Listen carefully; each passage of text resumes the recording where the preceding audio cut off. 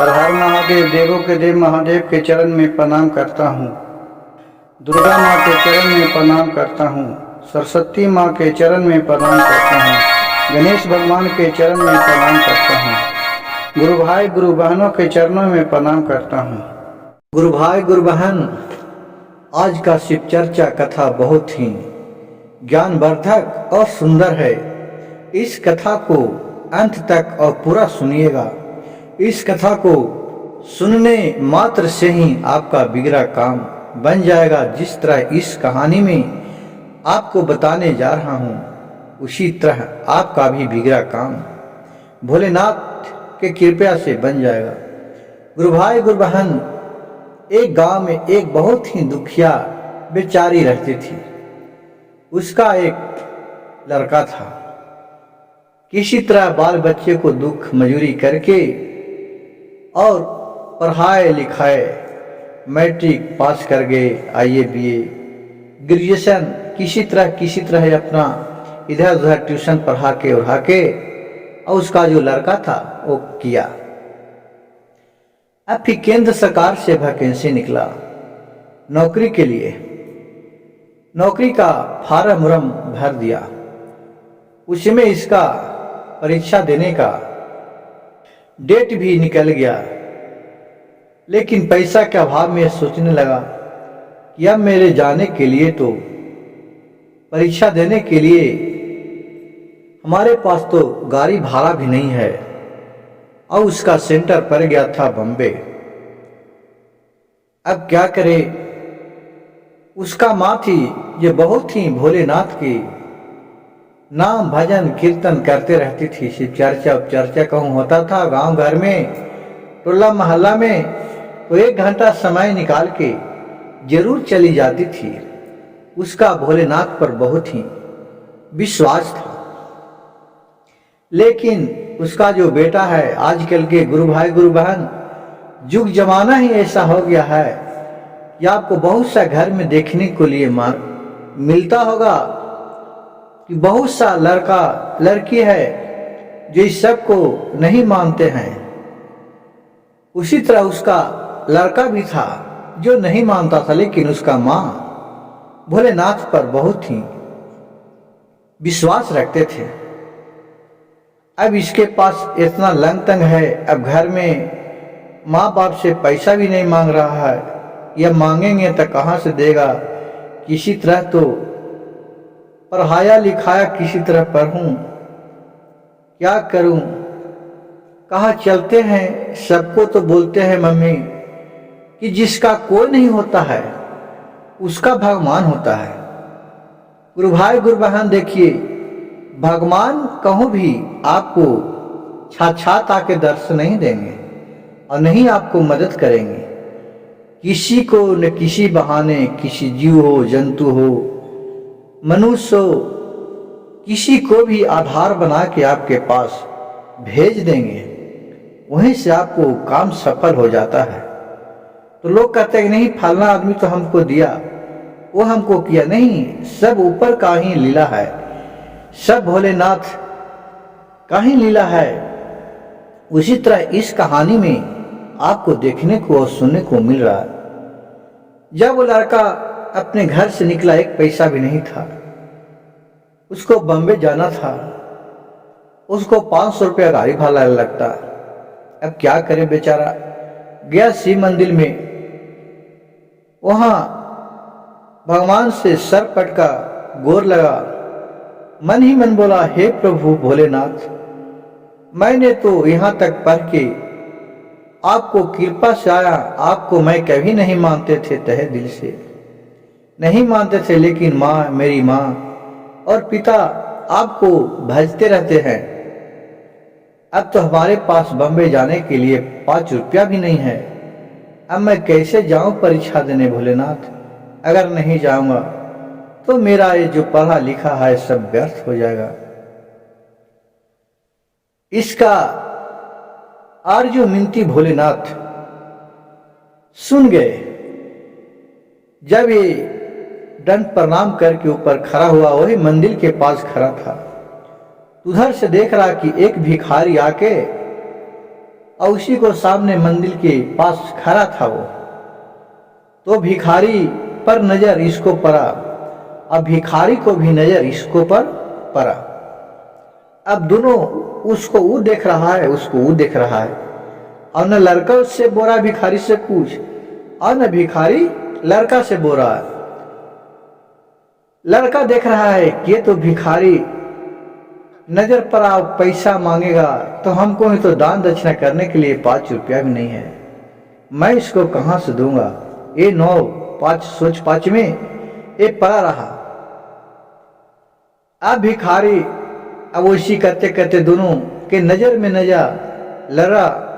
5 minute तक उसको वो देखते रहे, उसको वो देखते रहे। फिर भिखारी ने बोला, क्यों बालक, तुम हमें ऐसे क्यों देख रहा है? देखिए भोलेनाथ के कृपया क्या होता है। तो उसको से ये लड़का बोला, क्या कहे बाबा, कहावत में कि कहला बिना रहलो न जाए, बिना कहले कहलो न जाए। यानी जब कहे तो हमको कहने में शर्म लग रहा है, लेकिन अब ऐसा नौया पर पड़ गए हैं भोलेनाथ बाबा, क्या बिना कहले हमको रहल भी नहीं जा रहा। क्या करूं, मैं बहुत गरीब परिवार से हूं। मेरे माँ बाप एक सांझ कमाते हैं तो एक सांझ खाते हैं, इस तरह का दुख मेरा घर में है। और मेरे नौकरी के लिए इंटरव्यू करना है, परीक्षा देने जाना है बम्बे, और मैं तो घर से निकल गया हूँ। ये भोलेनाथ के मंदिर में आके गोर लगा हूँ, लेकिन जाने के लिए हमारे पास एक पैसा भी नहीं है। अब मैं बम्बे कैसे जाऊं? इतना सुन के वो भिखारी को ममता आ गया।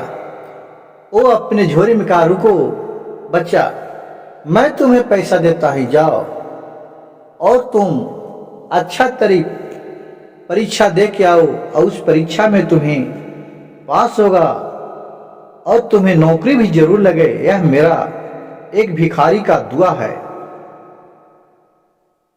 और अपने झोली में से निकाला तो उसमें से उसको 3000 रुपया निकला। जो भीख मांगता था उसको वो रख ले रहता था। मांगा, कहा कि लो ये मेरे पास 3000 रुपया है। तो बोला कि बाबा इतना पैसा हम नहीं लूंगा, हमको 2000 रुपया भी दे दीजिए, अब मैं चला जाऊंगा। कहा कि नहीं नहीं, अगर रास्ता में घट जाएगा तो तुमको कौन देगा, तुम जाओ और वहां से आना, जब तुमको नौकरी लगेगा तब फिर तुम हमसे मुलाकात करना। कहा कि ठीक है बाबा। और फिर वहां से पैसा लिया और उस भिखारी को पैर छुआ और वहां से परीक्षा देने के लिए जाने लगा। भिखारी बोला, जाओ, तुम्हारे भोलेनाथ की कृपा से सारी मनोकामना पूर्ण होगा।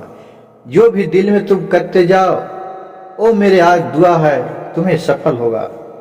और फिर वहां से बम्बे चला गया परीक्षा देने के लिए। वहां गया, परीक्षा दिया,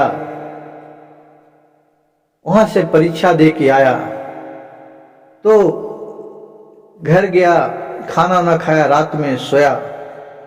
2 दिन के बाद उसे रिजल्ट आया कि बहुत अच्छा रैंक पे से पास हुआ है, इसको 15 दिन के बाद ज्वाइनिंग है। अब सोचा चलो, जब ये पहले पैसा मिलेगा हमको पहले महीना के, तो मैं वो भिखारी बाबा को पैसा वापस करूंगा और उनको अच्छा अच्छा कपड़ा लेके सिलाऊंगा, उनको अपने घर ला के रखूंगा। आज उनके ही दुआ से हमारे नौकरी लगा। बहुत ही मन खुश था। और वो सवेरे हुआ और वो भिखारी को खोजने के लिए चला कि चलते हैं, कम से कम बाबा के एक बार और आशीर्वाद ले लेते हैं और उनको अपना खुशी सुनाऊंगा कि बाबा आपका दुआ काम लग गया। तो वहां गए तो देख रहे कि बाबा कहीं नजर नहीं पड़ रहे हैं, और वहां से कुछ दूर पर देख रहा है कि बहुत भीड़ लगल है। वहां गया तो देख रहा है कि वही भिखारी मरा पड़ा हुआ है। वो भिखारी को देख के छीन लिया। अब इसको तो आंख में आंसू आ गया। वहां गया और उसका बाबा के जाके भिखमंगा के शरण में गिर गया और बहुत सी अफसोस करने लगा कि ओ ये बाबा को हम खोजने आए, ये बाबा दुनिया छोड़ के चले गए। कहा कि चलो मैं इसका सत्कर्म मैं करता हूं। और फिर वहां से उठा के वो सत्कर्म करने के लिए ले गया। तो उसको झोली पोथी में सब देखने लगा तो देख रहा वो एक चिट्ठी लिखा था। चिट्ठी में लिखा था कि मैं जो पैसा रखा था, हमको टाइफाइड का और चिनिया का बीमारी था, वो चिनिया की बीमारी को दवा रखने के लिए रखे थे पैसा। लेकिन एक ऐसा बच्चे आया कि जिसको मैं दे दिया और मेरा दुआ है कि इस पैसे से उसका जिंदगी संभल जाएगा और मैं अपने आखिरी समय मरते वक्त इस चिट्ठी को लिखवा रहा हूं किसी के द्वारा। और हमें कोई मरने से गम नहीं है, हमें भोलेनाथ के ऊपर अच्छा विश्वास है और उनका दुआ हमारे साथ है। उस लड़के को वो तनिक भी इस पर दुख नहीं प्रकट करना, नहीं तो हमारे भोलेनाथ के यहाँ से तकलीफ होगा, मेरे वहां स्वर्ग में नहीं जा पाएंगे। इतना सुन के और पढ़ के फिर वो सारी कष्ट किया और इसी से उसका जो भिखारी था उसको स्वर्ग लोक सीधा चले गए जो मरे थे, जो क्योंकि वो तो भोलेनाथ थे, वो तो दूसरा आदमी नहीं थे। ये तो नीचे माया का जाल है कि जो बनाया हुआ है। और फिर वहां से वो आया और नौकरी लग गया। 15 दिन के बाद अच्छा अफसर ग्रेड पर उसका नौकरी लगा और तनख्वाह भी अच्छा मिला।